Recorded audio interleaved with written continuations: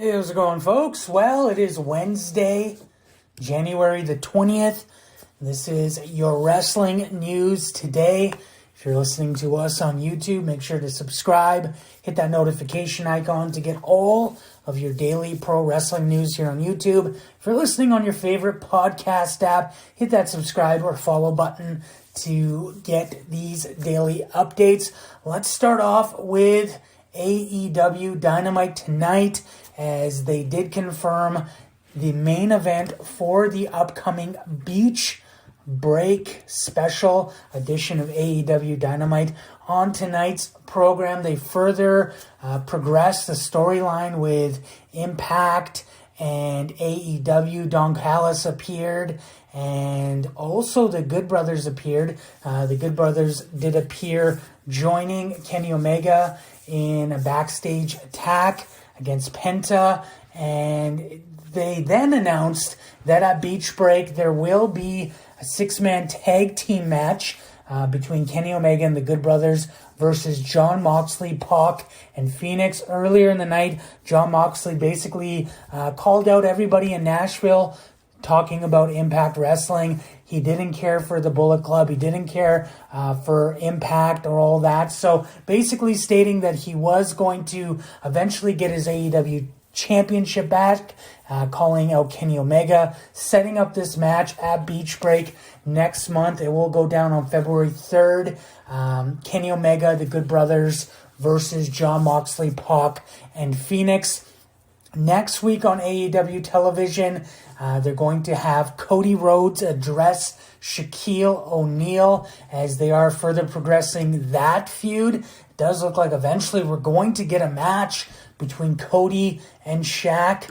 Not sure if they're going to do that at Beach Break or the next pay-per-view. I believe it is Revolution. It'll be interesting to see during tonight's episode. Jade Cargill returned on the mic, interrupting Cody Rhodes during his match with Pretty Peter Avalon. And last month we saw Shaquille O'Neal in that interview segment with Tony Schiavone and Brandy Rhodes. Brandy threw the water at him. So next week, Cody's going to address Shaquille O'Neal. Clearly, they're working towards some sort of bout between the two. When that will happen, I guess time will tell on that.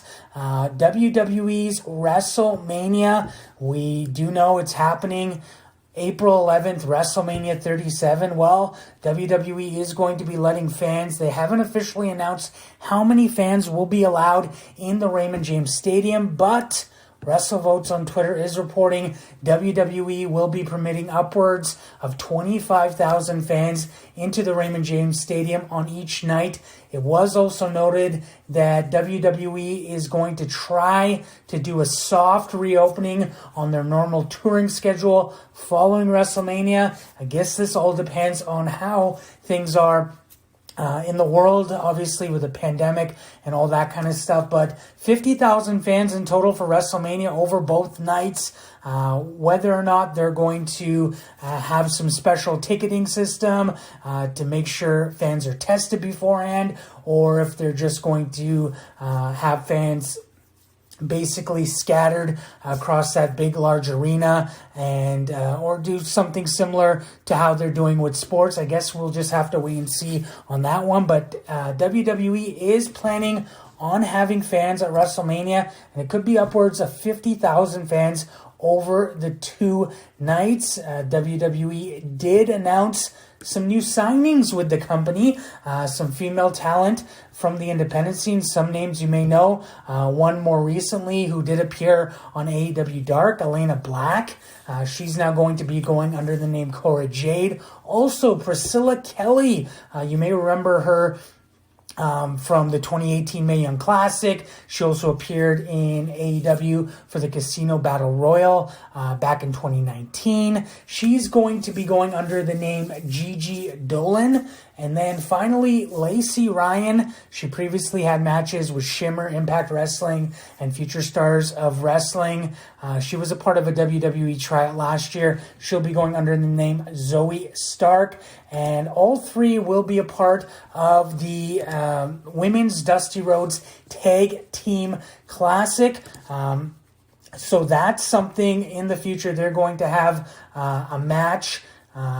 They're going to... Cora Jade and Gigi Dolan are going to be scoring off against The Way, Candice LeRae. And then Ember Moon and Shotzi Blackheart are going to face Marina Shafir and Zoe Stark in the future. So far, we did have a match with Casey Catanzaro and Kaden Carter facing off against Mercedes Martinez and Toni Storm. Casey and Kaden did go on to the semifinals now. On the men's side of NXT tonight, we had Kushida and Leon Ruff defeat The Way, Johnny Gargano and Austin Theory. They will go on to face the grizzled young veterans next week. And then also next week, MSK will face off against Drake Maverick and Killian Dane.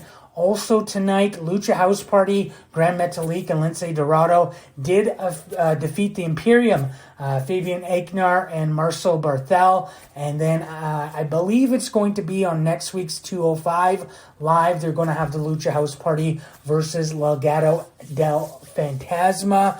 And one final thing before we do leave tonight, there was an interesting name backstage at NXT tonight, according to Sean Ross Sapp over at Fightful Select. Quote-unquote, the next big thing. This is somebody who's been praised by Paul Heyman recently. Parker Bordeaux was backstage at NXT tonight. He's 6'4", 300-pound offensive lineman for UCF. He bears a very striking resemblance to a young Brock Lesnar. Paul Heyman recently tweeted praise for him. So it's interesting. He was backstage at NXT tonight. I don't know if he was probably just visiting, but you never know in this wild world of wrestling. That being said, we do thank you for listening tonight. As always, hit that subscribe button, notifications on, follow and subscribe on your favorite podcast app.